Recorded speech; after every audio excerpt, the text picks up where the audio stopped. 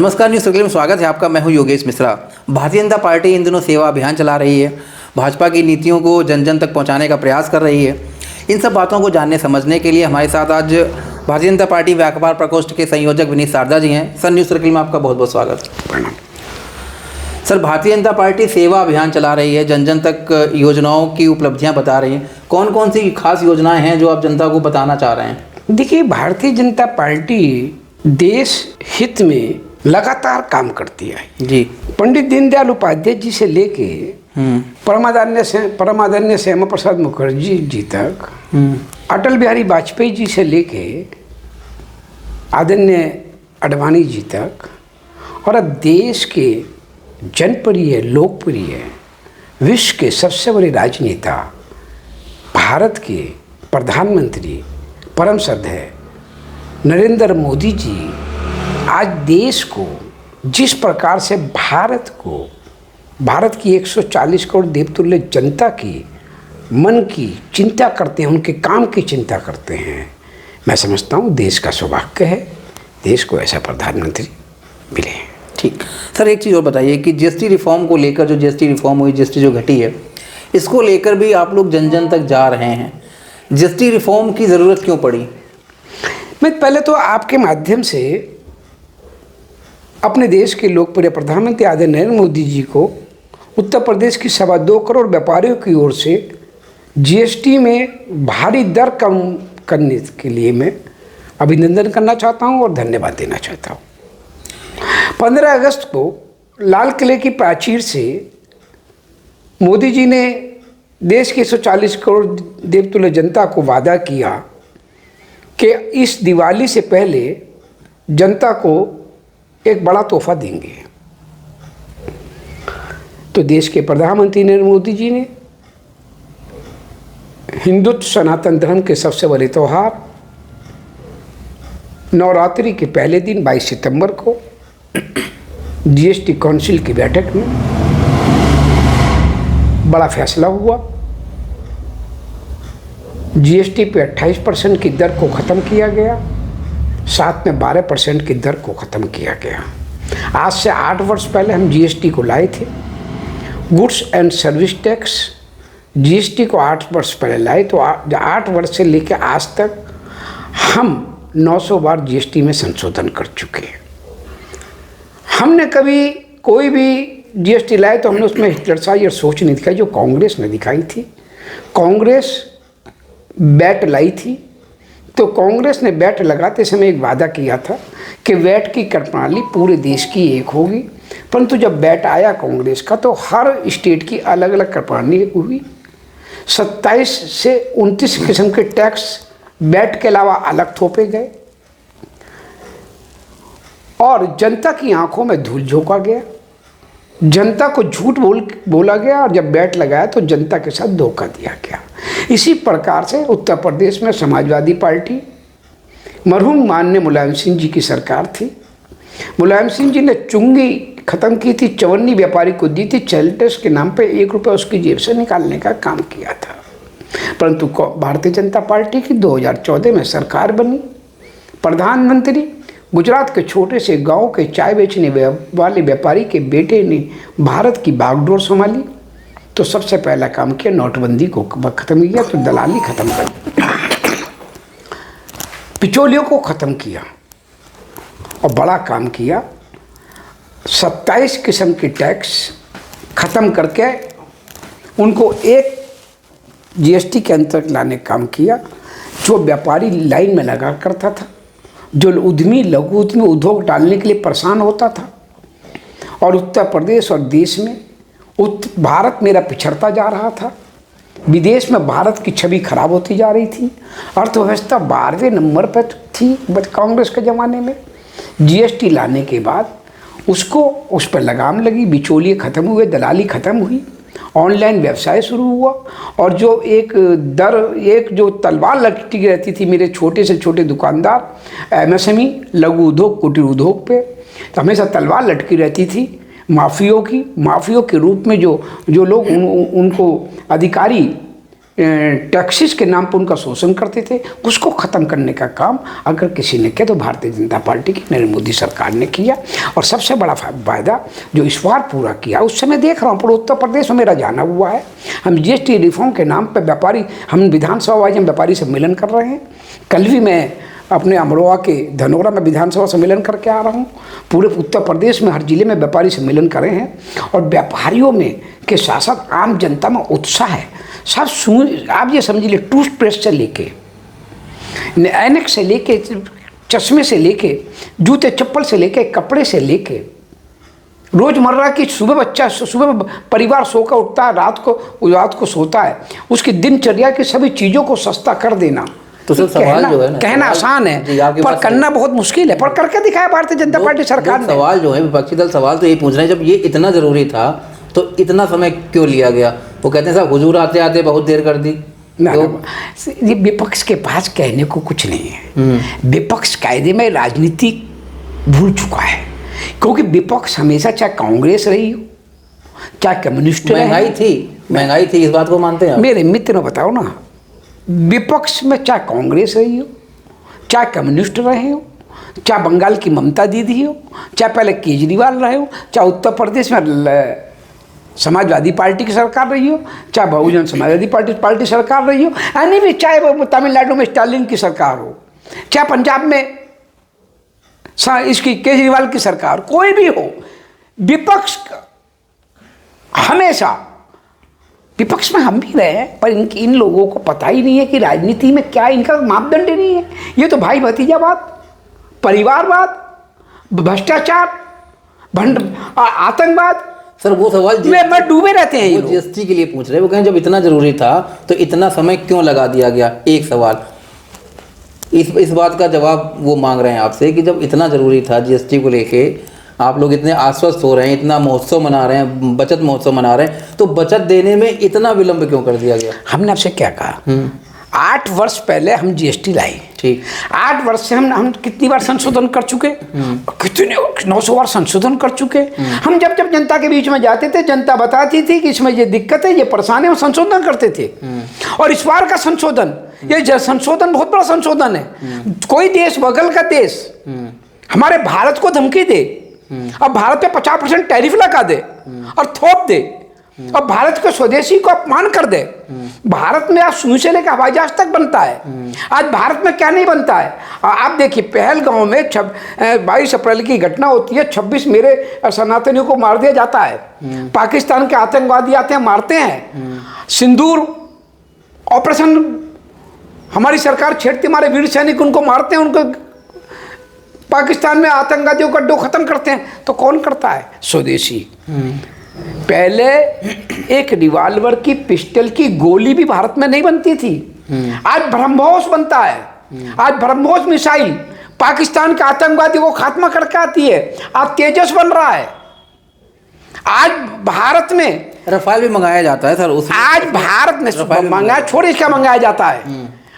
हम आज भी मिसाइल दूसरे देशों ले रहे हैं, परंतु भारत में क्या बन रहा है देखिए। आज आप जो मेरे 78 वर्ष का भारत, 58 वर्ष में कांग्रेस ने राज किया, क्यों नहीं बना दिया?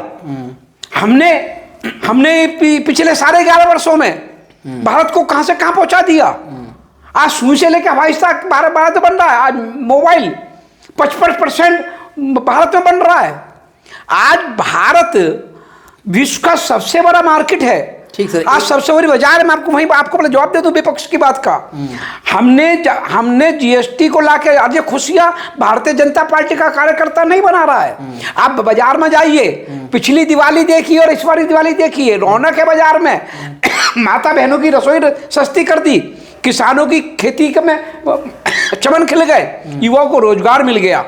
हमने व्यापारी के, दुकानदार, छोटे एमएसएमई, लघु उद्योग, कुटीर उद्योग तो को एक संजीवनी मिल गई। बाजार में महक है, बाजार में चहक है। बिजली की आज चाइना की फुलझड़ियाँ नहीं चल रही हैं। आज चाइना की बिजली के बल्ब नहीं बिक रहे हैं। आज बिक रहा है तो स्वदेशी में रहने वाला बिक रहा है। हम ओडीपी स्कीम लाए, 1 सिटी 1 प्रोडक्ट, चाहे मेरठ का स्पोर्ट्स हो, चाहे सहारनपुर के लकड़ी का फर्नीचर हो, चाहे आगरे का चमड़ा और पेठा हो, चाहे गोरखपुर की खादी हो, चाहे हापुड़ का खादी हो, चाहे मुजफ्फरनगर का गुड़ हो, चाहे फिरोजाबाद के झूमर हो, चाहे अलीगढ़ का ताला हो, चाहे मुरादाबाद का पीतल के बर्तन हो, चाहे लखनऊ के चिकन के कपड़े हो, चाहे बनारस की साड़ी हो, हम बन, चाहे बुलंदशहर खुर्जा के मिट्टी के बर्तन हो, हम बन सिटी बन प्रोडक्ट को लाए। तो हमने स्वदेशी को बढ़ावा दिया। और स्वदेशी और ये जीएसटी कम होने से, जो जीएसटी मोदी जी सरकार ने कम किए देश में, इससे सबसे बड़ी फायदा स्वदेशी को मिलेगा। और मेरा स्वदेशी, अगर स्वदेशी उत्पाद भारत में उत्पादन जो हर क्षेत्र में मैन्युफैक्चरिंग सेक्टर है, हमने स्वदेशी को बढ़ावा दिया, मेरा स्वदेशी बढ़ेगा। आज भारत मेरा विश्व की चौथी अर्थव्यवस्था है, तो जल्दी तीसरी अर्थव्यवस्था बनने का, मैं नहीं कह रहा हूँ। परसों ब्रिटेन के प्रधानमंत्री भारत में आए हुए हैं, उन्होंने दावा किया है कि भारत जल्दी तीसरी अर्थव्यवस्था विश्व की बनने जा रहा है। भारत का स्वदेशी मार्केट सबसे बड़ा है। और इसको अमेरिका ये समझता हो कि भारत को झुका लेगा, तो अमेरिका इस बात को समझ चुका है कि भारत का प्रधानमंत्री नरेंद्र मोदी जी झुकने वाले नहीं।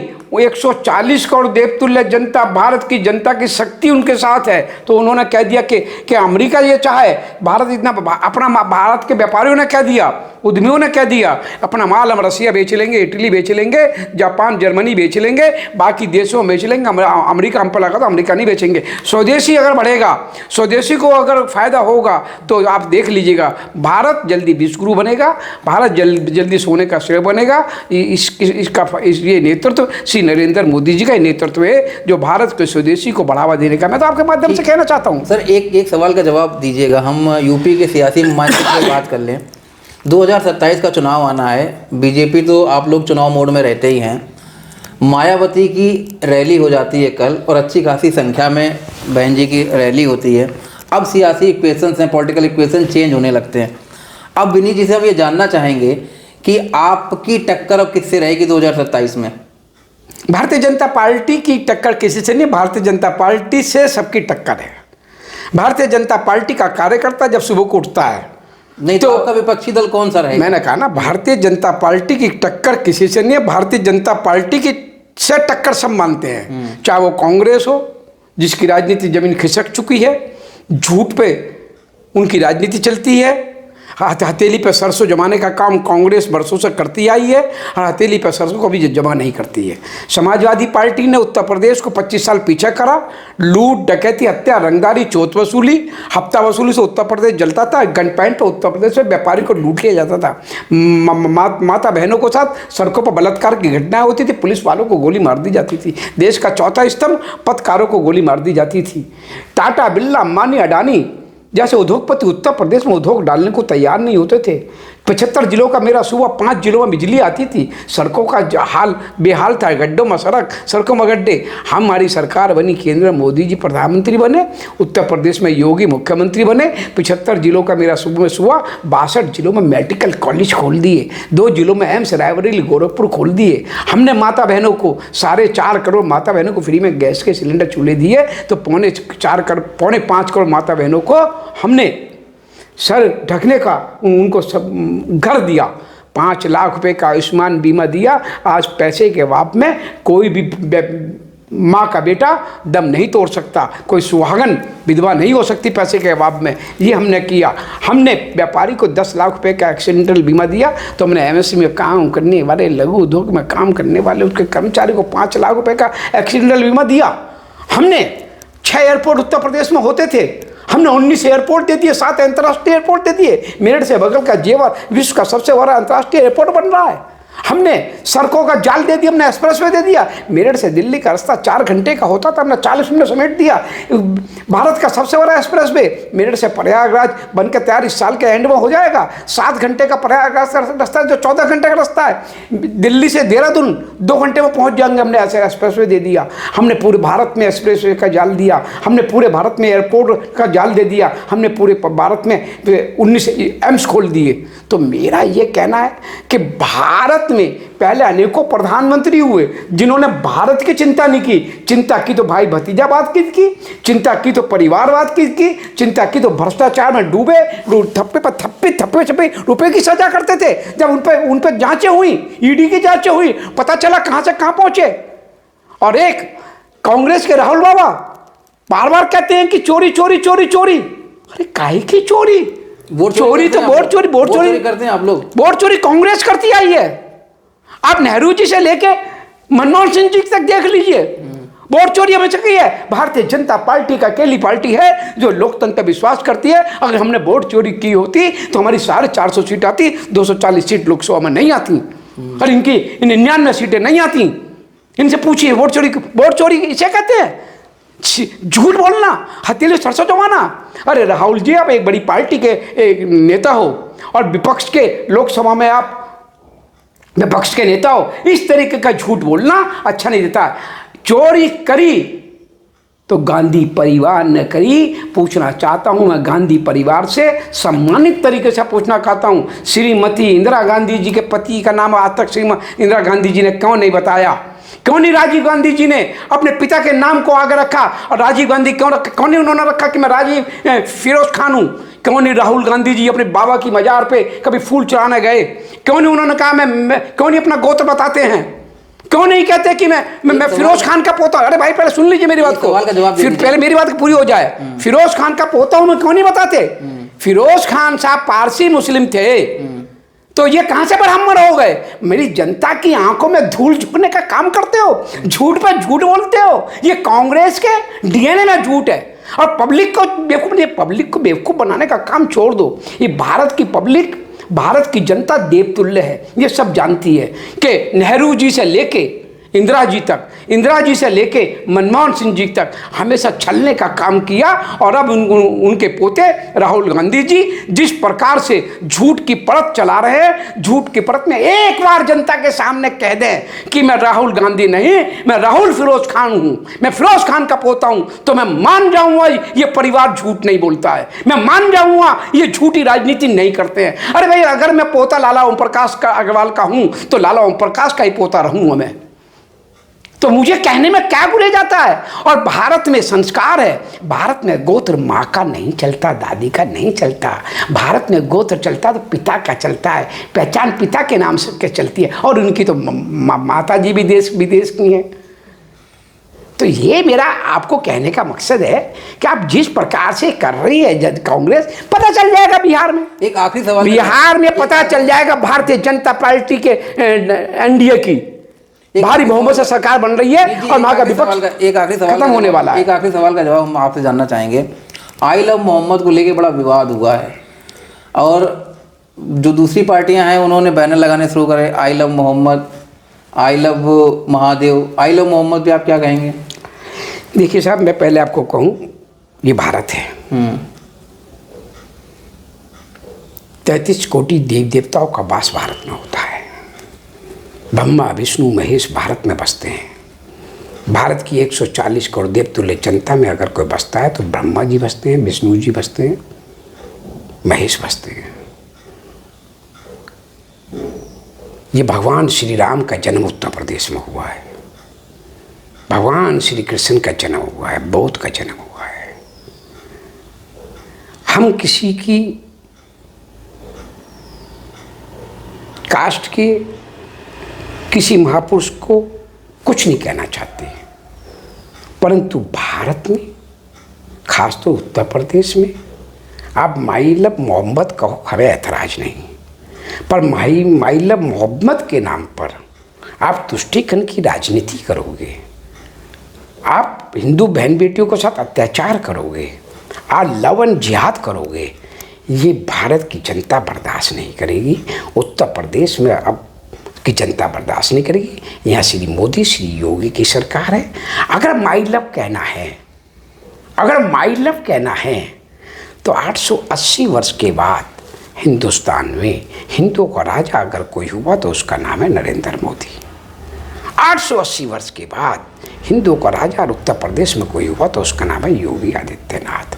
आपको माई लव कहना है तो नरेंद्र मोदी कहिए, आपको माई लव कहना है तो योगी आदित्यनाथ कहिए, आपको माई लव कहना है तो स्वदेशी कहिए। माई लव स्वदेशी, मैं अपने व्यापारियों से निवेदन करता हूँ, अपनी दुकान के बाहर एक बोर्ड लगाइए 2x2 2x4 का। अपने मैं व्यापारियों से कहता हूँ, अपने एमएसएमई लघु उद्योग कुटीर उद्योग व्यापारियों से कहता हूँ, अपनी दुकान के बाहर बोर्ड लगाए, अपने घर के बाहर बोर्ड लगाए, अपनी फैक्ट्री अपने कारखाने के बोर्ड लगाए, मेरा किसान अपनी खेती के ढलान पे बोर्ड लगाए और लिखे my love Modi, my love Yogi, my love स्वदेशी, और सबसे बड़ी बात माई लव हिंदुस्तान लिखें। हिंदुस्तान में रहने वाला प्रत्येक व्यक्ति हिंदुस्तानी है, हिंदू है, इस बात को जाने। हिंदुस्तान में जिसको रहना है उसको वंदे मातरम कहना चाहिए। हिंदुस्तान में जिसको रहना है उसको भारत माता की जय बोलनी होगी। हिंदुस्तान में जय माई लव मोहम्मद नहीं चलेगा। मोहम्मद जी के नाम पर, मोहम्मद जी ने कभी नहीं सिखाया इन लोग को, कभी मैं किसी महापुरुष को हम गलत नहीं कहते, उन्होंने नहीं सिखाया कि आप लबैन जिहाद करो। ये कोई तुष्टिकरण की राजनीति समाजवादी पार्टी करती आई है, कांग्रेस करती आई है। आज का समाजवादी पार्टी की सरकार में आपने देखा होगा लूट डकैती हत्या रंगदारी चोट वसूली से उत्तर प्रदेश जलता था। उत्तर प्रदेश 25 साल पीछे कर दिया था। गन पैंट में मेरे व्यापारी को लूट लिया जाता था। उत्तर प्रदेश को बीमारू प्रदेश कर दिया था। उत्तर प्रदेश में लगातार दंगे होते थे, कर्फ्यू होते थे। आज उत्तर प्रदेश में हमने दंगा मुक्त किया, हमने कर्फ्यू मुक्त किया। आज उत्तर प्रदेश को मैं चौमुखी विकास दे दिया। आज पहले व्यापारी समिट के नाम पे ये बंबई में जाके नचनियों के नाच करती थी समाजवादी पार्टी। हमने व्यापारी समिट की तो व्यापारी समिट में, पिछली व्यापारी समिट में 14 लाख करोड़ रुपए का हमने टारगेट रखा था निवेश का। 34 लाख करोड़ रुपए के EMU साइन हुए। 17 लाख करोड़ रुपए धरातल जमीन पर आ चुके। टाटा, बिरला, अंबानी, अडानी देश और विदेश का उद्योगपति उत्तर प्रदेश में पैर पसार कर सोता नहीं था। उत्तर प्रदेश में उद्योग डालने को तैयार नहीं होता था। आज उत्तर प्रदेश में व्यापार कर रहा है, उद्योग डालने को तैयार है, क्योंकि हमने बिगड़े लॉ एंड ऑर्डर को सही किया। हमने 24 घंटे बिजली दी, हमने साफ पानी दिया, साफ सुथरी सड़कें दी। हमने हमारे मोदी और योगी के राज में उत्तर प्रदेश अपराधी या तो जेल में गया या उत्तर प्रदेश छोड़ने मजबूर हुआ, या अपराधी को यमराज के पास पहुंचाने का काम किया तो मोदी और योगी सरकार ने किया। ये श्री राम की सरकार है, ये श्री कृष्ण की सरकार है। अरे भगवान, हम नहीं कहते कि इंसान को भगवान मानो, पर ये भगवान कृष्ण ने कहा था कि मैं जन्म लूँगा कलयुग में, तो श्री राम के रूप में मोदी जन्म ले चुके हैं, कृष्ण के रूप में योगी जन्म ले चुके हैं। ये राम और कृष्ण की जोड़ी उत्तर प्रदेश से लेकर भारत एक विकास की गाथा गा रही है। मेरा व्यापारी खुश है। ये दिवाली इस बार मोदी और योगी दिवाली के नाम से चली जाएगी, और मोदी और दिवाली, ये मोदी और योगी की दिवाली के नाम से इस बार लोग खुशी मना रहे हैं। जीएसटी में जिस प्रकार से छूट दी है, ये छूट मेरे व्यापारी के दिल को छू गई है, मेरी माता बहनों की रसोई में पहुंच गई है। ये मेरे लघु उद्यमी, एमएसएमई और कुटीर उद्योग को संजीवनी दे गई है। इससे घर घर में दिवाली बन रही है। दिवाली से पहले दिवाली दे देना मोदी जी की देन है। और ये छोटा व्यापारी का चाहे छोटे से व्यापारी, चाय बेचने वाले व्यापारी का ही दिल हो सकता है, जो छोटे छोटे दुकानदार, किसान, माता बहनों और युवाओं के दिल की परेशानी को समझ सकता था। वो श्री मोदी ही हो सकते थे, वो अवतार ही हो सकते हैं। इसलिए मैं कहता हूँ मोदी राम के रूप में है तो कृष्ण के रूप में योगी है। ये मोदी और राम और कृष्ण की जोड़ी भारत में चौमुखी विकास ला रही है। आप देख लीजिएगा, मेरा भारत श्री मोदी जी के नेतृत्व में जल्दी विश्वगुरु बनेगा, जल्दी से सोने का शेर बनेगा। और हिंदू राष्ट्र तो भारत था, हिंदू राष्ट्र है और हिंदू राष्ट्र रहेगा। हाँ सर, आपका बहुत बहुत आभार, आपने हमें समय दिया। तो निश्चित तौर पर 2027 के चुनाव में काफ़ी सियासी परिदृश्य बदलेगा। ये तो आने वाले देखने में बात होगी क्या क्या बदलाव होता है। फिलहाल अभी के लिए अगले एपिसोड में फिर किसी मुद्दे पर चर्चा करेंगे। तब तक के लिए मुझे दीजिए इजाज़त। नमस्कार।